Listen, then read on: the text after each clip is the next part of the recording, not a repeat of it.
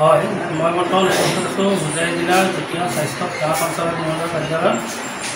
বৰ্তমান যিহেতু দেখা গৈছে যে বৰ্তমান ৰাজ্যখনৰ বিভিন্ন প্ৰান্তত জাপানীজ এনকেফেলাইটিছ ৰোগৰ সংখ্যা বহু পৰিমাণে বৃদ্ধি হোৱা, মই এই সন্দৰ্ভত আমাৰ হোজাই জিলাৰ বৰ্তমান পৰিস্থিতি কেনেকুৱা সেই সন্দৰ্ভত জানিবলৈ মই চেষ্টা কৰিম।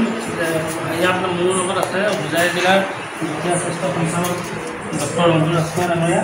মই তেখেতৰ পৰা পোনে পোনে জানিবলৈ চেষ্টা কৰিম যে বৰ্তমান হোজাই জিলাত কিমানজন ৰোগী আক্ৰান্ত হৈ আছে এই ৰোগত আৰু ইয়াৰ প্ৰতিকাৰ কেনেকৈ হ'ব সেই সন্দৰ্ভত জানিব চেষ্টা কৰিম। হয় ছাৰ, জনাব। এতিয়ালৈকে আমাৰ হোজাই জিলাত 12জন ৰোগী ধৰা পৰিছে জাপানীজ এনকেফেলাইটিছত, আৰু সেই ৰোগীসকলৰ বয়স হ'ল 3জনৰ বয়স 0 পৰা 5 বছৰ, 6 বছৰৰ পৰা 10 বছৰৰ ৰোগী 2জন আৰু প্ৰাপ্তবয়স্ক লোক 7জন আক্ৰান্ত হৈছে। তাৰে 2জন ইতিমধ্যে ঢুকাইছে।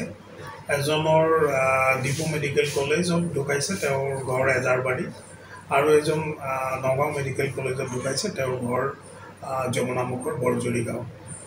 আৰু বাকী যি 10জন আছে সকলোকে মেডিকেল কলেজতেই ট্ৰিটমেণ্ট কৰা হৈছিল, আৰু সকলো ৰোগ এতিয়া তেওঁলোক ৰিলিভ হৈছে আৰু তেওঁলোকক ইতিমধ্যে হস্পিটেলৰ পৰা ডিছচাৰ্জ কৰিছে।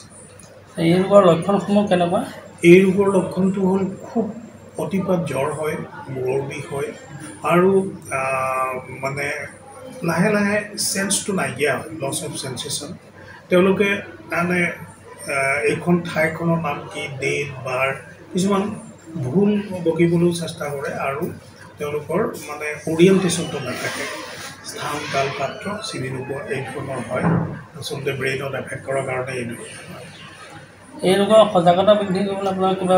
আমি এই ৰোগত সজাগতা বৃদ্ধি কৰিবলৈ দিনে ৰাতিয়ে আমাৰ যিখিনি হেল্থ ৱৰ্কাৰ আছে কাম কৰি আছে। ইতিমধ্যে আমি মানুহৰ মাজত সজাগতা সৃষ্টি কৰিবৰ কাৰণে প্ৰায় 300-350 মান আমি সজাগতা সভাৰ আয়োজন কৰিছোঁ আমাৰ গোটেই জিলাত। তাৰোপৰি আমি ফগিং কৰিছোঁ, আমাৰ 75 এতিয়ালৈকে আমি ফগিং কৰিলোঁ। বাইকিং কৰিছোঁ, আমি ফ্লাডৰ সময়ৰ পৰা ফ্লাড এফেক্টেড যিখিনি মানুহ কেম্পত আছিলে সেই কেম্পৰ পৰা আৰম্ভ কৰি আমি গোটেই ডিষ্ট্ৰিক্টত আমি এতিয়ালৈকে 5বাৰমান আমি বাইকিং কৰিছোঁ। তাৰোপৰি মানুহৰ মাজত আমি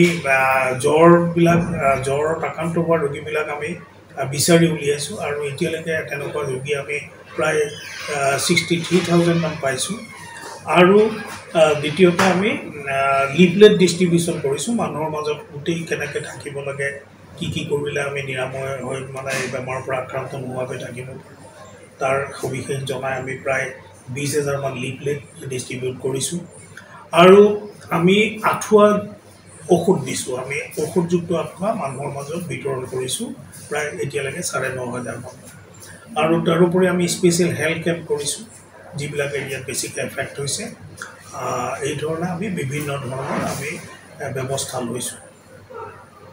আৰু দ্বিতীয়তে আমাৰ আমি নিউজ চেনেলৰ যোগেদি মানুহৰ মাজত এটাই খবৰ দিব বিচাৰিছোঁ, যাতে জ্বৰ হ'লে য'ৰ ত'ৰ পৰা ঔষধ নেখায়, স্বাস্থ্যকৰ্মীৰ লগত যোগাযোগ কৰক, চিকিৎসকৰ লগত যোগাযোগ কৰক, আৰু ৰক্ত পৰীক্ষা কৰক। আৰু এটা সুখৰ খবৰ এইটোৱে যে ডেংগু হওক বা জাপানীজ এনকেফেলাইটিছ হওক, সকলো ৰোগ ধৰা পেলাবৰ কাৰণে আমাৰ জিলাত এতিয়া জিলা অসামৰিক চিকিৎসালয়ত এটা ডিষ্ট্ৰিক্ট পাব্লিক হেল্থ লেবৰেটৰী আছে, আৰু গতিকে তাত আহি পেলাই আমাৰ ৰোগী তেজ পৰীক্ষা কৰিলে সোনকালে আমি বেমাৰটো ধৰা পৰিলে চিকিৎসা কৰি ৰোগীক নিৰাময় কৰিব পাৰিম। বৰ্তমান ডেংগু ৰোগী আছে নেকি? এতিয়ালৈকে আমাৰ যোৱা এপ্ৰিল মাহৰ পৰা 40জন ডেংগু ৰোগী চিনাক্ত হৈছে, সকলোৱে ভালে আছে। আৰু মেলেৰিয়া ৰোগত আক্ৰান্ত হৈছে ইতিমধ্যে আমাৰ জিলাত 11জন।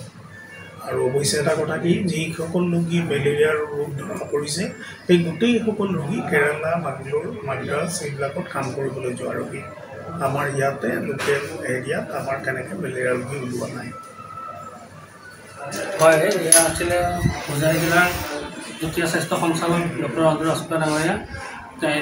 যিহেতু হোজাই জিলাৰ স্বাস্থ্য বিভাগে এই সন্দৰ্ভত বিভিন্ন ধৰণৰ ব্যৱস্থা আয়োজন কৰিছে, সেইকাৰণে যিকোনো ৰোগী যদি জ্বৰত আক্ৰান্ত হয় তেওঁ অতি সোনকালে আহি হোজাই জিলা যি স্বাস্থ্য বিভাগ আছে তাত আহি যোগাযোগ কৰিবলৈ যুটীয়া স্বাস্থ্য সঞ্চালক মহোদয়ে আহ্বান জনাইছে।